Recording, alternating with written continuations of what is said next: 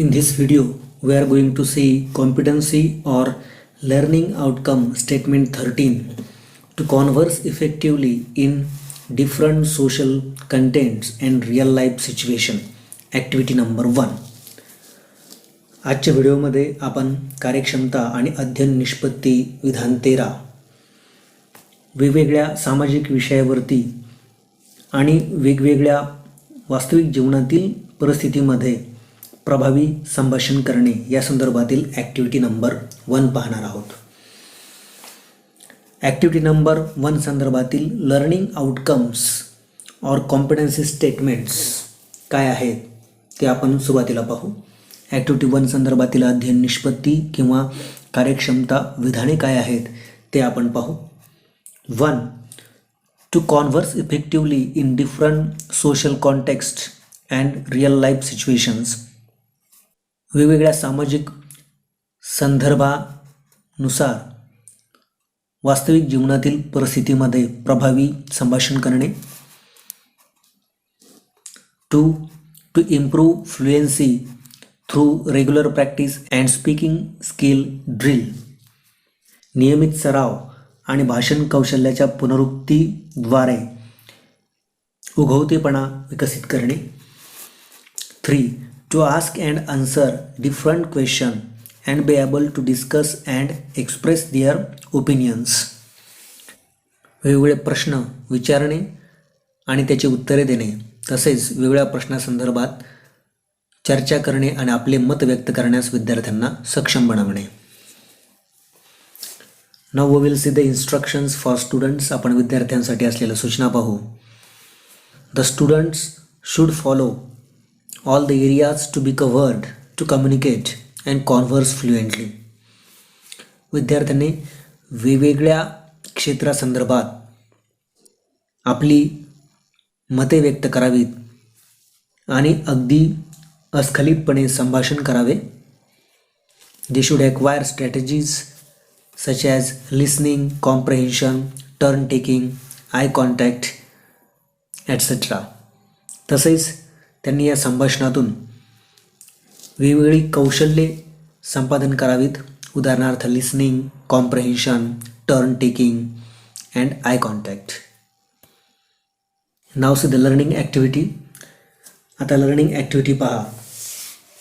You have been given the conversation. तुम्हाला संभाषण देण्यात आलं आहे. And this conversation is of a tree, pigeon and sparrow. हे संभाषण एक झाड, कबूतर आणि चिमणी यांच्यामधील आहे. And how humans are harmful to nature. It has been discussed in this conversation. कशा पद्धतीने मानव हा निसर्गाला अपाय करत आहे या संदर्भामध्ये ते चर्चा करत आहेत. Now let's read this conversation. आता आपण हे संभाषण वाचूया.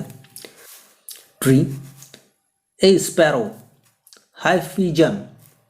How are you both? Happy to see you in my garden after a long time. Pigeon.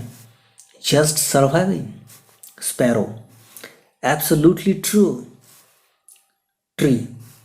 Where were you all these days? Sparrow. Forget about us. Look at yourself. A few leaves to be counted. Tree. Yes, these men cut my branches for wood. Pigeon. You don't have any fruits for us. Tree. These people pluck my fruits too. Sparrow.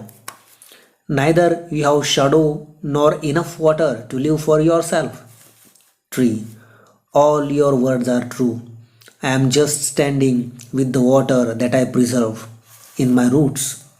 Pigeon.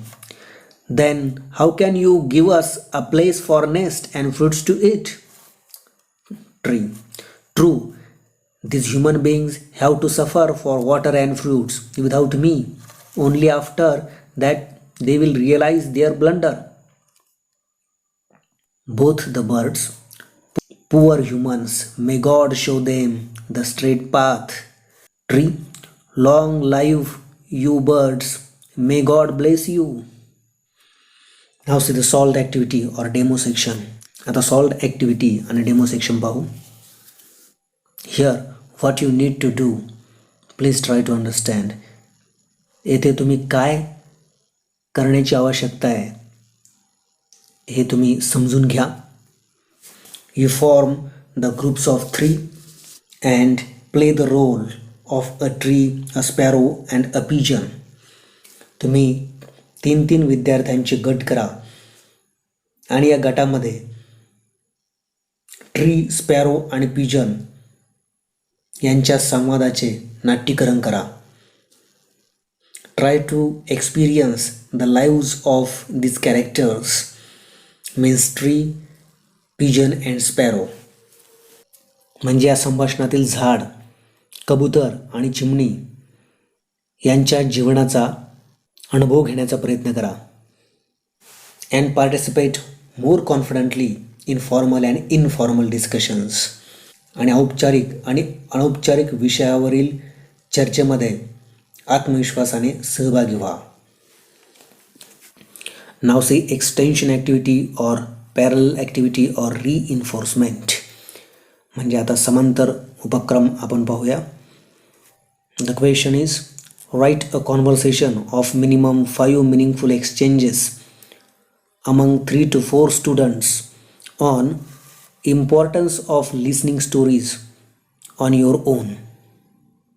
That means here you are expected to form the group of 3 or 4 students. इथं तुम्ही 3 ते 4 विद्यार्थ्यांचा गट करणे अपेक्षित आहे.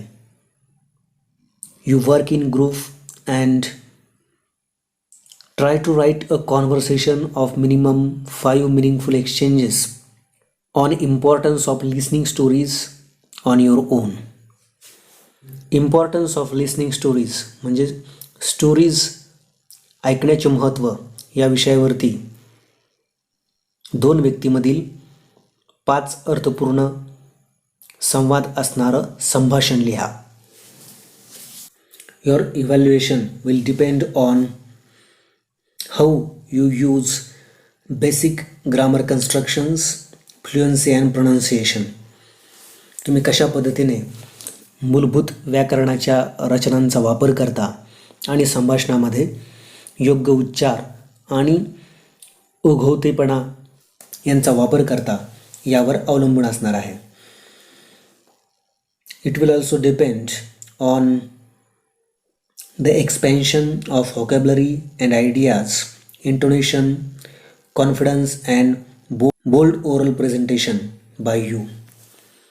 त्याचप्रमाणे तुमचं मूल्यमापन हे तुम्ही कशा पद्धतीने तुमच्याकडं असणारी शब्दसंपत्ती आणि वेगवेगळ्या कल्पना यांचा विस्तार करता, संभाषण करत असताना भाषेतील चढ उतार,